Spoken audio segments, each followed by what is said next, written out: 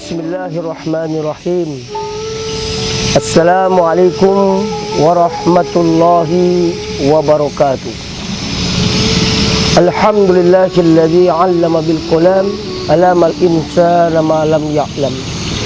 Asyhadu an la ilaha illallah wahdahu la syarikalah wa asyhadu anna Muhammadan 'abduhu wa rasuluh sallallahu alaihi wasallam. Amma ba'du.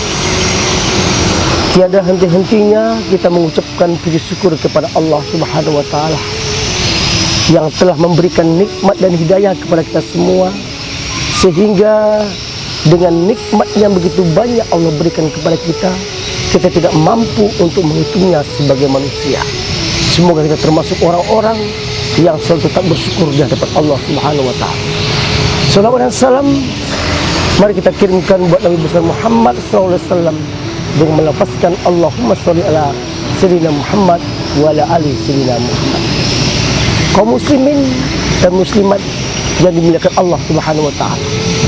Tema kita pada hari ini 3 janji Allah dalam Al-Qur'an.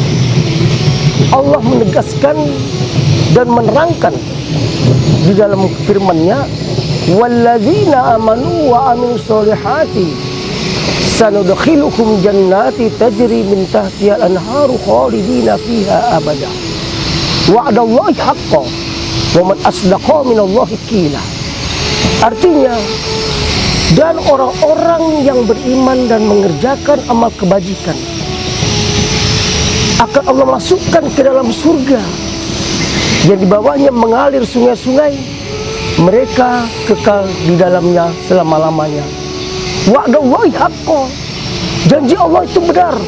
Wa man asdaqa minallahi qila, tidak ada yang lebih benar perkataan daripada Allah. Kaum muslimin yang dimuliakan Allah Subhanahu wa taala,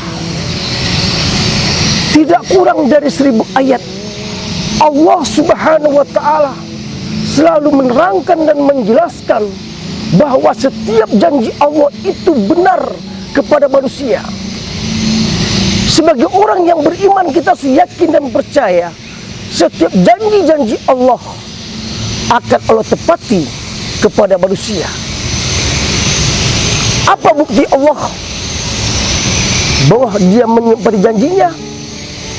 Yang Allah terangkan dalam surah Ibrahim ayat ke-7, la in syakartum la azidanakum. Barang siapa yang bersyukur, Allah akan tambah. Bagaimana cara kita bersyukur kepada Allah Subhanahu wa taala? Menjalankan dan mengeluarkan apa yang Allah kurniakan kepada kita kepada jalan yang diridhoi oleh Allah Subhanahu wa taala. Hari ini Allah Subhanahu wa taala menitipkan kepada kita kesehatan supaya menjadi berkah dan bertambah kesehatan tadi. Mari kita bergunakan untuk beribadah kita kepada Allah Subhanahu wa taala. Hari ini Allah titipkan rezeki, harta dan sebagainya supaya bertambah rezeki tadi dan berkah di hadapan Allah. Mari kita keluarkan untuk orang-orang lain, karena di sana masih ada hak orang-orang lain. Di sana masih ada zakat, di sana masih ada sedekah, di sana masih ada infak. Apabila kita mampu melakukannya, maka kita termasuk orang-orang yang selalu mensyukuri nikmat Allah Subhanahu wa taala. Jadi modal yang pertama adalah bersyukur kita kepada Allah Subhanahu wa taala. Dan yang ketiga, kata Allah yang Allah sebutkan di dalam surah Al-Baqarah ayat 152, fazkuruni azkurkum, ingatlah kepadaku, niscaya aku akan ingat kepadamu. Kita berusaha sebagai hamba Allah untuk ingat kepada Allah Subhanahu wa taala. Namun jauh sebelumnya Allah sudah mengingat kita. Mampukah kita ingat kepada Allah tak kala kita di dalam masjid? Mampukah kita ingat kepada Allah tak kala kita dalam musola? Mampukah kita ingat kepada Allah tak kala kita dalam majlis taklim atau di tempat yang lainnya? Maka disinilah timbul satu pertanyaan bagi kita di dalam diri kita. Sudahkah kita ingat kepada Allah dimanapun kita pergi? Kaum muslimin yang dimuliakan Allah Subhanahu wa taala. Yang ketiga yang Allah jelaskan di dalam surah Al-Ghafir ayat ke-60. Apa kata Allah Subhanahu wa taala? Ud'uni astajib lakum. Bermohonlah, memintalah kepadaku, kata Allah Subhanahu wa taala, niscaya akan kukabulkan.